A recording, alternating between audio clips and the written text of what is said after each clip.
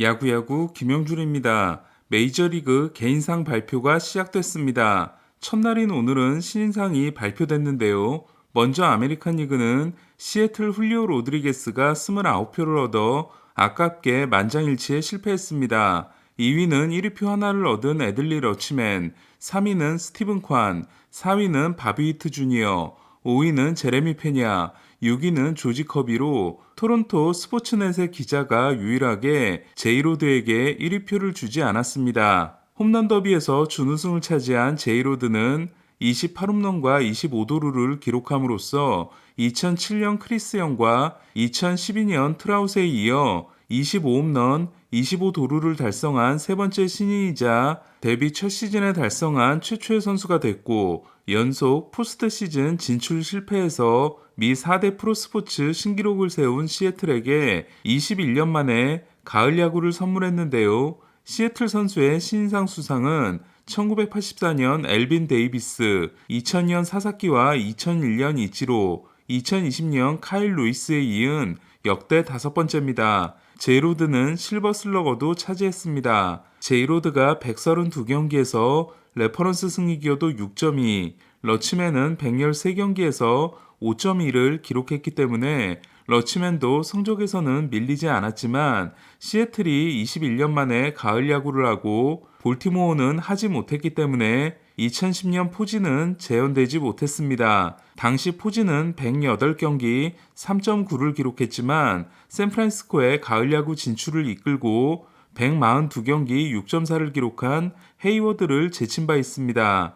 데뷔하자마자 엄청난 수비력을 선보인 러치맨은 올해 골드글러브와 플래티넘 글러브까지 따낸 양키스 호세 트레비뇨와 내년부터 치열한 골드글러브 경쟁이 예상됩니다. 여기에 신인상 수상에는 실패했지만 유격수 골드글러브와 함께 ALCS 월드시리즈 MVP가 된 페냐까지 올해 아메리칸 리그는 특급 신인들이 등장한 해로 기억될 것 같습니다. 도미니카 공화국 출신인 제이로드는 2017년 국제유망주 9위로 평가받았고 시애틀과 175만 달러에 계약합니다. 그의 국제유망주 1위는 오타니, 2위는 완더 프랑코였습니다. 알렉스 로드리게스가 우상이었던 제이로드는 19세 시즌에 BA 1위에 오르고 20세 시즌에 MVP 2위를 한 에이로드처럼 19세 시즌에 BA 8위에 올랐는데요. 하지만 2020년 스프링 캠프에서 다이빙 캐치를 하다 손목 골절을 당하고 마이너리그 시즌이 취소되는 어려움이 있었지만 지난해 싱글 A와 더블 A를 폭격하는 것으로 화려한 데뷔를 예고했습니다. 2000년 12월생인 제이로드는 더블 A 46경기 출장 후 트리플 A를 건너뛰었고 내셔널리그 수상자인 마이클 해리스와 함께 최초의 2000년대생 수상자가 됐습니다. 엄청난 배트 스피드를 가진 제이로드의 장점은 30개에서 35개의 홈런이 기대되는 중견수가 수비와 주루까지 뛰어나다는 것으로 중견수 5AA 7은 메이저리그 공동 8위, 스프린트 스피드 29.8피트는 상위 3%, 평균 송구속도 93.7마일은 중견수 5위로 제 기준으로는 앤드루 존스 이후 가장 완벽한 5툴 플레이어에 해당됩니다. 제이로드의 또 다른 장점은 큰 무대에서 쫄지 않는 엄청난 배짱으로 이는 제이로드가 한 팀의 프랜차이즈를 대표할 수 있는 선수가 될 수 있다는 걸 의미합니다. 이에 시애틀은 데뷔 4개월 만에 제이로드에게 7년 1억 1,930만 달러 계약을 쐈습니다. 집안 싸움이 예상됐던 내셔널리그 신인상은 막판에 무섭게 치고 올라온 해리스가 부상으로 주춤했던 스트라이더를 제쳤습니다. 해리스는 1위표 22장과 총점 134점으로 1위표 8장과 총점 103점의 스트라이더를 제쳤고 세인트루이스 브랜든 도노반이 3위를 했습니다. 양리그 신인상 수상자가 모두 만 21세 이하인 건 역대 세 번째이자 2012년 이후 처음으로 2012년은 하퍼와 트라우시였습니다. 애틀란타 선수의 수상은 역대 9번째로 애틀란타는 양키스와 함께 18명인 다저스에 이어 공동 2위가 됐습니다. 1990년 이후 수상자는 1990년 데이빗 저스티스, 2000년 라파엘 퍼칼, 2011년 크랙 킴브럴, 2018년 로날드 아쿠냐에 이은 다섯 번째로 한 팀에서 1, 2위가 모두 나온 건 2011년 킴브러리 1위, 프리먼이 2위를 한 애틀란타 이후 11년 만입니다. 2001년 3월생인 해리스는 제이로드의 좌타자 버전으로 114경기에서 19홈런 20도루를 기록해 아깝게 20홈런 20도루를 놓친 해리스는 중견수 5AA 7위 제이로드와 같았고 스프린트 스피드 29.4피트는 상위 5%이며 평균 송구속도 93.2마일 또한 중견수 5위인 제이로드에 이어 8위에 해당됩니다. 조지아주 출신인 해리스는 애틀란타가 2019년 3라운드에서 지명한 선수로 애틀란타는 해리스를 믿고 크리스티안 파체를 빠르게 손절해 맷 올슨 트레이드에 사용한 바 있습니다. 애틀란타는 월드시리즈 2연패는 실패했지만 다저스보다도 더 든든한 미래를 가진 팀일 수 있는데요. 노예 계약을 맺은 알비스를 포함해 아쿠냐, 라일리, 올슨, 해리스, 스트라이더, 콘트레라스, 그리솜의 8명과 초스피드로 장기 계약을 맺은 덕분에 최소 2027년까지 이 멤버들을 붙잡는 데 성공했습니다. 애틀란타의 관건은 FA가 된 스완슨을 붙잡느냐, 스완슨을 잡지 않는다면 누구에게 유격수를 맡길 것인가와 함께 풀타임 5년차가 된 프리드를 어떻게 할지입니다. 애틀란타가 프리드를 잡지 않을 수도 있게 된 건 스트라이더가 등장했기 때문으로 2020년 4라운드 지명에 불과하며 100위 유망주에 든 적이 없는 스트라이더는 그야말로 혜성같이 나타난 선수입니다.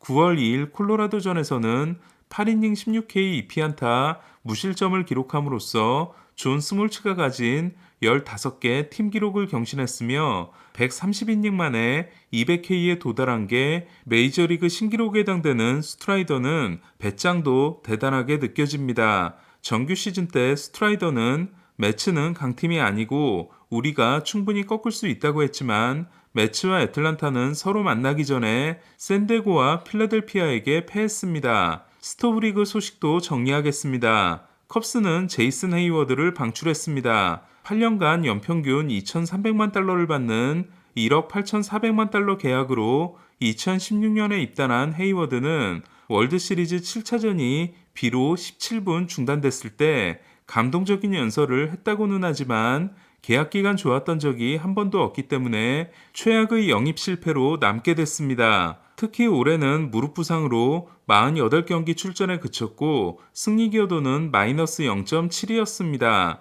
이에 컵스는 1년 남은 헤이워드를 방출했고 내년 연봉 2,200만 달러를 그냥 날렸습니다. 컵스에 입단하기 전까지 114였지만 컵스에서는 조정 OPS 86에 그친 헤이워드는 계약 초반에 좋았던 중견수 수비 덕분에 그나마 승리 기여도 8.9를 기록했고 1.0당 2,067만 달러를 받은 셈이 됐습니다. 2016년 우승에 성공한 컵스가 꼬이기 시작한 건 호세 퀸타나 트레이드와 함께 헤이워드 계약의 대실패라고 할 수 있는데요. 계약 시점이 만 26세였던 헤이워드의 실패로 어린 FA는 무조건 성공한다는 공식도 깨졌습니다. 1년 400만 달러 계약으로 친정팀에 돌아와 올해 196과 3분의 1이닝 12승 8패 2.89 레퍼런스 승리 기여도 5.0을 기록하는 데뷔 후 최고의 시즌을 보낸 마틴 페레스는 텍사스 잔류 가능성이 높다고 합니다. 페레스는 텍사스로부터 받은 퀄리파잉 오퍼를 수락할 것으로 보인다고 합니다. 이는 시장에서 페레스의 평가가 생각보다 좋지 않기 때문으로 퀄리파잉 오퍼를 받아들이게 되면 페레스는 1년 1965만 달러 계약을 맺고 내년 시즌을 텍사스에서 보내게 됩니다. 존 그레이, 마틴 페레스, 제이크 오드리지, 데인 더닝, 글렌 오토 선발 5명으로 일단 윤곽은 잡아놓은 크리스 영 단장이 프론트맨으로 누구를 영입할지 궁금합니다. MLB.com은 제이콥 디그롬의 행선지로 텍사스를 예상했습니다. 퀄리파잉 오퍼를 받은 선수를 영입할 경우 드래프트 지명권을 잃게 되지만 센가는 지명권을 잃지 않기 때문에 관심을 보이는 팀들이 점점 늘고 있는데요. 이 선발의 업사이드를 가지고 있다는 센가에 대해 에인절스, 텍사스, 시애틀, 다저스, 샌프란시스코, 샌디에고, 그리고 컵스와 토론토가 언급되고 있습니다. 이번 FA 포수 최대여인 윌슨 콘트레라스에게는 큰 장애물이 하나 있는데요. 오클랜드가 트레이드 시장에 내놓은 포수 쇼 머피입니다. 콘트레라스가 내년이 31세 시즌인 반면 머피는 28세 시즌이며 FA까지 3년이 남아있는 선수인데요. 2021년 골드글러브 수상자인 머피는 콘트레라스보다 수비가 더 좋은 선수입니다. 또한 조정 OPS가 올해 120, 통산 114이기 때문에 오클랜드 콜리세움을 벗어나 타자 구장으로 가면 더 좋은 공격력도 기대할 수 있습니다. 그만큼 트레이드 대가도 클 수밖에 없지만 오클랜드는 맷 올슨의 유산인 쉐일 앙겔리어스가 준비를 끝냈기 때문에 머피의 판매 시점을 더 늦추기 어렵습니다. 포수 영입에 적극적인 팀 중 하나는 월드시리즈 우승팀인 휴스턴입니다. 마감 시한 때 짐 크레인 구단주가 콘트레라스 영입을 승인하지 않았던 휴스턴은 대신 영입한 바스케스의 대활약으로 월드시리즈 우승에 성공했지만 여전히 콘트레라스에게 관심을 가지고 있는데요. 콘트레라스는 퀄리파잉 오퍼를 받았기 때문에 휴스턴이 영입하게 되면 두 번째로 높은 지명권과 국제계약 보너스머니 50만 달러를 잃게 됩니다. 이는 몰리나의 후계자를 찾아야 하는 세인트루이스 또한 마찬가지로 역시 콘트레라스에게 관심을 가진 디트로이트는 세 번째로 높은 지명권만 잃게 됩니다. 바에스가 계약 첫 시즌을 망친 디트로이트가 또 컵스 선수를 영입할지도 주목됩니다. 클리브랜드 크리스 안토네티 사장은 내년에도 우리의 목표는 월드시리즈이기 때문에 쉐인 비버를 내놓을 생각이 없다고 했습니다. 비버는 5년 차인 내년 연봉이 1,070만 달러로 예상됩니다. 캔자시티는 그레인키와의 재계약을 희망하고 있다고 합니다. 올해 1년 1,300만 달러 계약을 맺고 친정팀인 캔자시티로 돌아온 그레인키는 137이닝 4승 9패 3.68과 레퍼런스 승리 기여도 2.6을 기록했습니다. 캔자시티는 그레인키의 존재감을 중요하게 생각하고 있는 것 같습니다. 오늘 소식은 여기까지입니다. 야구야구 김영준이었습니다.